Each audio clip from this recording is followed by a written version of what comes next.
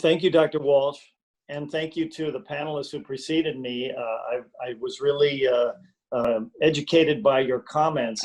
I am the chair of our criminal justice department at the University of Bridgeport. We have in my classes and in my program, I have probably 50% persons of color, African American, Hispanic, and Asian.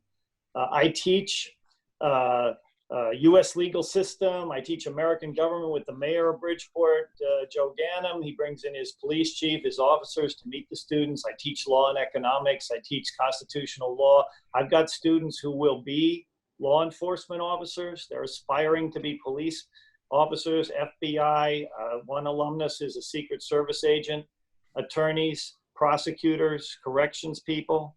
1 week ago, we had a video assembly, a Zoom assembly, to just begin to listen and think about the matter.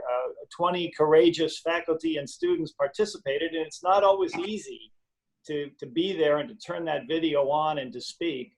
One of my colleagues, a Black woman professor, talked about raising her son, who's now ready to go to college, and giving him special warnings of how to conduct himself in public so that he didn't get labeled as an out-of-control young Black man.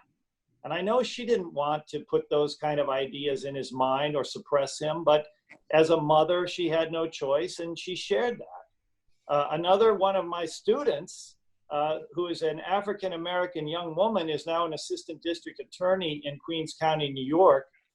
She shared her feelings at being on the law enforcement side.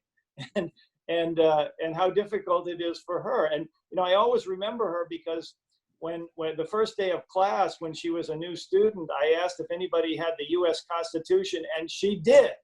And her interest in it and her willingness to learn it has led her to be an assistant district attorney.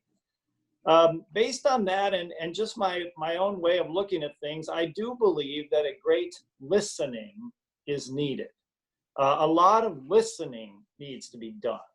And even if you're an academic or a police person who says that the racism is not systemic, it's individualized, I would say we just need to listen right now. And even if you're a person who feels that police have been misunderstood, let's say, we need to listen and listen with our heart. And the other thing I believe is what we have to address the tremendous economic imbalance and the imbalance of suffering. And I don't believe government can do it, because I think government interventions may lead to greater economic dislocation. Really, we need a lot of personal generosity. In other words, hearts must change, and it must translate into acts of personal generosity on the order of magnitude of taxation. Unless we have that, we're going to continue to have problems. Lincoln, in his famous second inaugural address, said that the wealth piled by the bondsman's 250 years of unrequited toil would be sunk on the battlefield.